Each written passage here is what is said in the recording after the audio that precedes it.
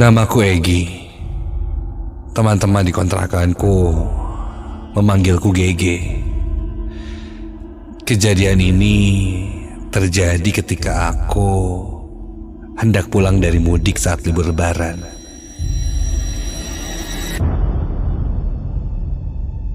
Sore itu aku berangkat ke terminal bis kota untuk menunggu bis tujuan kota Bandung. Sengaja aku berangkat sore hari karena pasti mendapatkan jatah bis yang malam dan mendapatkan bonus.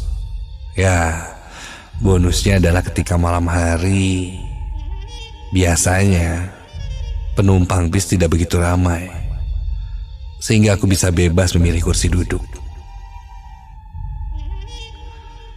Waktu sudah menunjukkan jam 5:45 sore itu.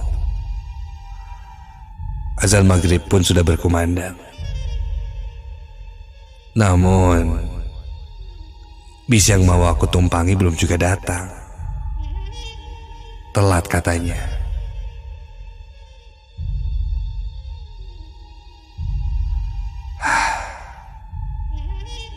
Setelah lama menunggu, bis itu pun akhirnya datang.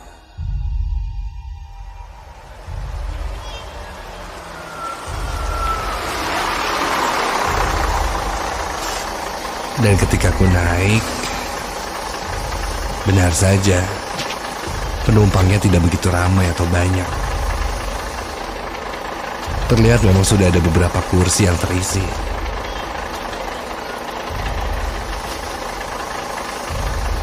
Ya kira-kira mungkin 20 orang. Dan nampak ramai, ada yang mengobrol, ada yang memainkan handphonenya,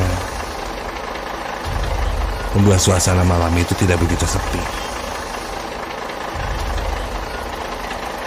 Agar cepat berangkat, aku pun mengambil tempat duduk di bagian paling depan di dekat kondektur bis.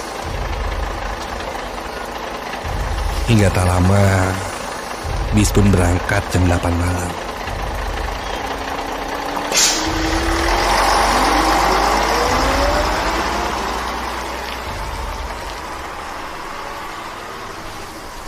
Di tengah perjalanan, baru saja bis berjalan sekitar 15 km, ada yang memberi info kalau jalur yang bisku lalui itu macet di daerah Raja Pola. Ya maklumlah, harus balik. Lalu sopir pun memutar kemudinya dan putar balik menuju jalur alternatif via Garut untuk menghindari macet katanya. Singkat cerita, ketika bisku pun mau balik arah ke Garut, ternyata sama-sama saja.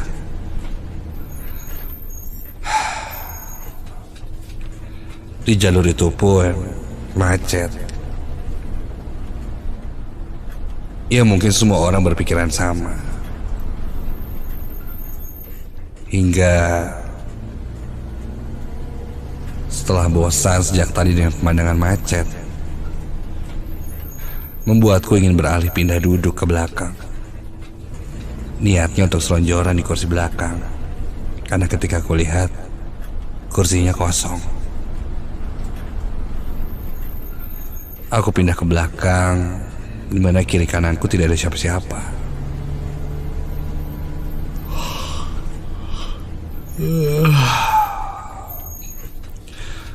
Aku mulai pejamkan mataku, dan akhirnya aku pun terlelap.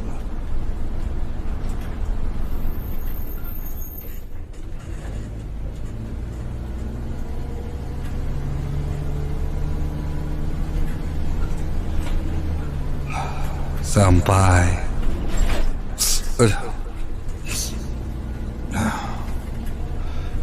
goncangan jalan membuatku terbangun. Kulihat jam di tanganku sudah menunjukkan jam 10 malam.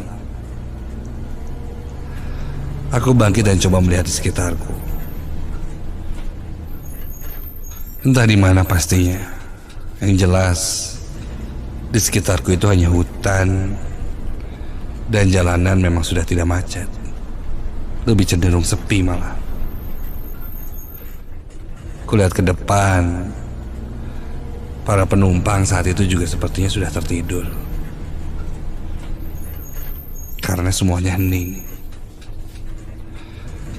Hanya deru mesin mobil saja yang kudengar. Aku pun menutup kembali mataku, karena memang terasa masih mengantuk.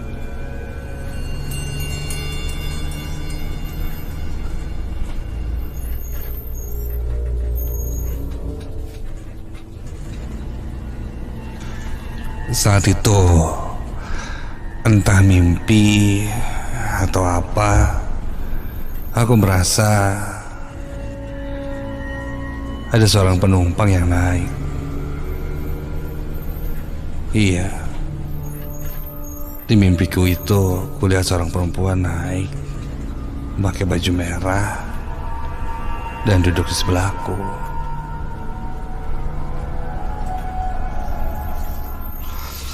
Seketika itu pun aku terbangun, dan aku sedikit kaget ketika memang di sebelahku sudah ada seorang perempuan yang duduk tepat di sebelah kiriku. Dia menggunakan baju merah dan celana jeans biru. Sepertinya memang yang kulihat itu bukan mimpi.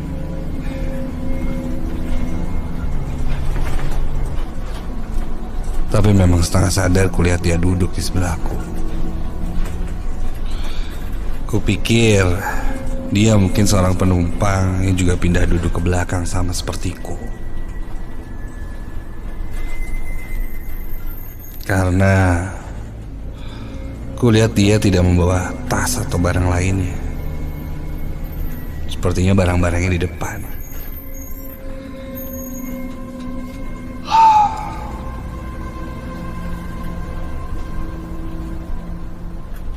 Perempuan itu terlihat melihat terus ke arah jendela luar. Penampilan perempuan itu masih muda. Sepertinya ya seumuran denganku. Aku mulai bertanya sekedar basa-basi. "Mbak, mudik juga mbak?" Lalu dia pun mengangguk tanpa melihat ke arahku. Oh, namun setelah ku ingat-ingat, sepertinya aku tidak melihat perempuan ini tadi. Apa mungkin dia naik dari tengah jalan ya? Tapi setauku,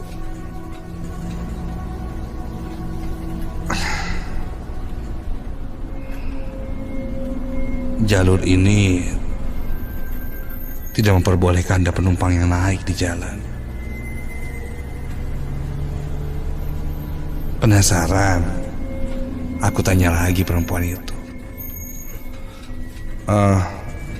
Mbak naik dari mana? Mbak. Namun kali ini dia tidak merespon pertanyaanku. Mungkin aku membuatnya risih. Sudahlah. Aku pun lanjut tertidur.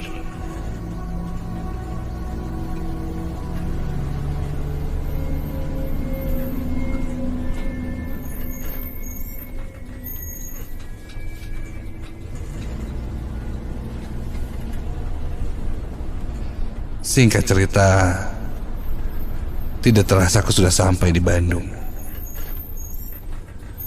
Ketika aku bangun, perempuan itu masih duduk di sebelahku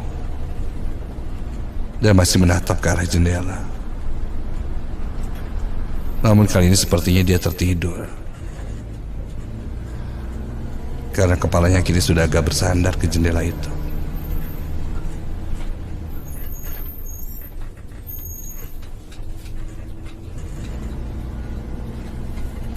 Sebelum sampai terminal, aku pun minta turun duluan karena lebih dekat dengan rumah kontrakanku jika berhenti di sana.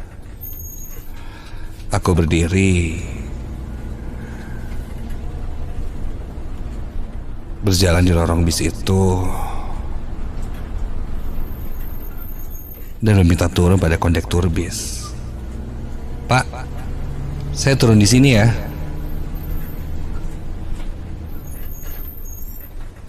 Tak lama bis pun berhenti,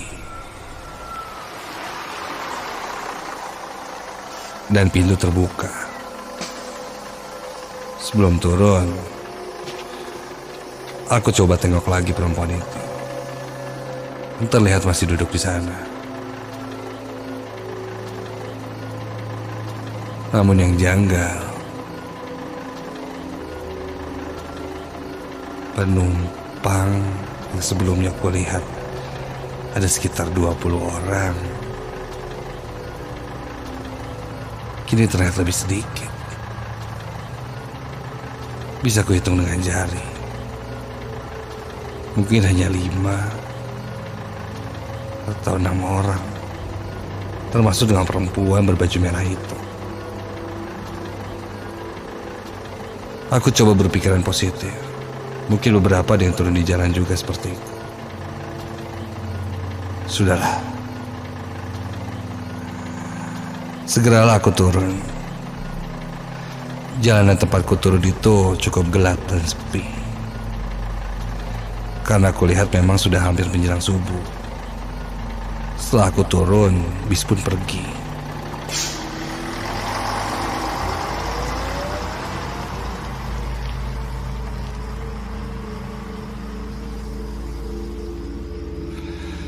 Aku balikkan badanku berjalan menuju arah rumah kontrakanku. Sampai tiba-tiba,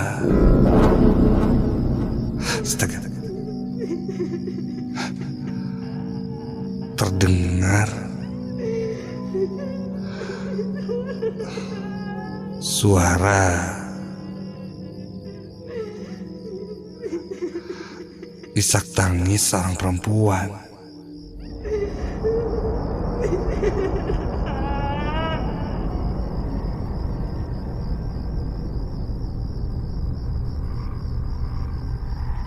Perlahan penasaran ku tengok ke arah belakangku itu, dan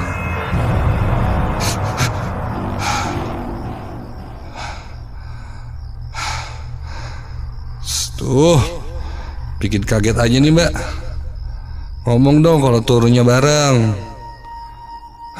Mbak, Mbak, kulihat di belakangku ada perempuan berbaju merah itu. Dia berdiri di pinggir jalan. Ku dengar dia menangis, dan sepertinya dia sedang menunggu seseorang di sana. Mbak, hei Mbak, Mbak kenapa nangis? Mbak, Mbak. Namun dia tidak menggubrisku, malah terus menangis dan semakin menjadi. Mbak, tenang Mbak. Mbak kenapa? Perempuan itu menjerit sangat keras. Dan astaga, kini sosok perempuan itu perlahan berubah, dan wajahnya kini menjadi sangat menakutkan. Mukanya terlihat hancur dan rambutnya semakin memanjang.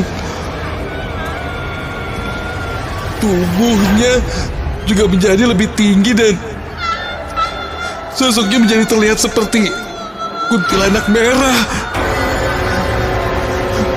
Jujur aku hanya bisa terdiam dan terkesima melihat sosok itu. Ingin sekali aku berlari, tapi aku tidak bisa. Hingga kulihat sosok itu kini kukunya semakin memanjang, dan dia mendekat ke arahku. Bau amis semerbak menyeruak, dan sosok perempuan itu memelukku. Kuku-kuku panjangnya kini terasa di tubuhku. Sambil terus menangis, sosok itu mendekapku semakin kencang, hingga aku kesulitan bernafas. Hingga lama-kelamaan, suara tangisan itu berubah menjadi tertawa yang sangat menakutkan.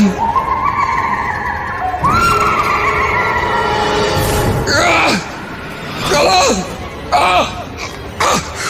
Aku meronta sekuat tenaga dan akhirnya bisa terlepas dari pelukan sosok itu. Secepat mungkin aku berlari langsung ke kontrakanku. Tak kulihat lagi ke belakang. Yang jelas, aku tidak mau lagi melihat sosok yang menyeramkan itu.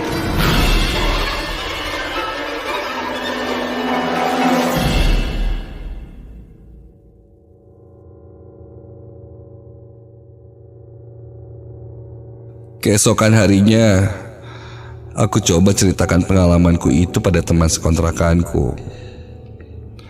Dan mereka mengatakan, mungkin jalur yang kulewati itu angker.